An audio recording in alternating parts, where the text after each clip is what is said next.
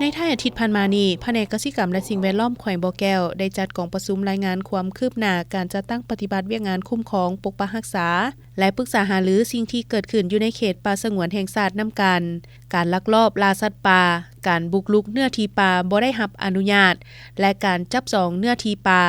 โดยการเป็นประธานของท่านขันทองธรรมวงศ์รองประธานคณะกรรมการปกครองแขวงผู้ชี้นำเวียกงานเศรษฐกิจเข้าร่วมของท่านแกนจันทร์ธรรมแสงกรรมการภาคแขวงหัวหน้าแผนกเกษตรกรรมและสิ่งแวดล้อมแขวงบ่อแก้วมีหัวหน้าแผนกคุ้มครองป่าสงวนกรมป่าไม้แห่งชาตินำกันและพนักงานภาคส่วนต่างๆเข้าร่วมในกองประชุมท่านบุญปอนพุทธอามาตย์หัวหน้ากรมแผนกคุ้มครองป่าสงวนกรมป่าไม้กระทรวงเกษตรกรรมและสิ่งแวดล้อมให้ฮู้ว่าป่าสงวนแห่งชาตินำกันนอนในพื้นที่แขวงบ่อแก้วและหลวงน้ำท้ามีเนื้อที่ 136,000 เฮกตาร์แผนคุ้มครองป่าสงวนแห่งชาตินำการ5 ปี 2020 ถึง 2025 มีเนื้อที่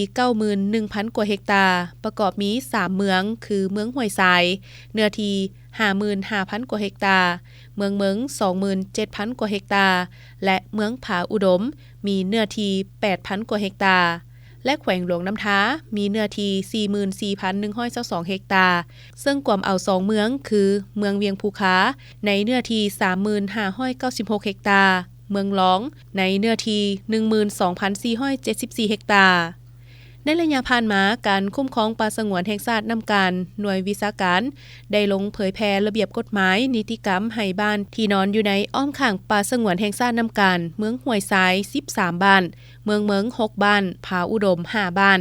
ออกแจ้งการของเจ้าแขวงว่าด้วยการลบล้างกลุ่มเลี้ยงสัตว์ฟาร์มเลี้ยงสัตว์ที่บ่ถูกต้องตามระเบียบกฎหมายลงสำรวจติดตั้งกล้องดักถ่ายภาพสัตว์ป่าอัตโนมัติ3ครั้ง250หน่วยได้ยึดปืนแก๊ปปืนดัดแปลงรวม32กระบอกพบเห็นแคมป์นักล่า176ตูบ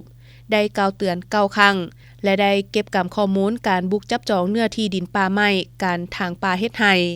สำเร็จการวางแผนจัดสรรที่ดินคันบ้านและนอกนั้นก็ยังได้สมทบกับกองกวดกาทรัพยากรธรรมชาติและสิ่งแวดล้อมแขวงและภาคส่วนที่เกี่ยวข้องลงกวดกาห่างห้านที่ลักลอบค้าขายสัตว์ป่าอยู่ภายในและอ้อมข้างป่าสงวนแห่งชาตินำกันตลาดนัดพบเห็นสิ้นส่วนสัตว์ป่าประเภทฟ้านหมูป่าเหงินยืดและได้ทำลายพร้อมในจำนวน400กว่ากิโลและอื่นๆจากนั้นผู้เข้าร่วมได้ประกอบคำคิดเห็นและเป็นเอกภาพกันในบทรายงานครั้งนี้และพร้อมกันวางแผนสืบต่อแก้ไขปัญหาที่อาจจะเกิดขึ้นในระยะปี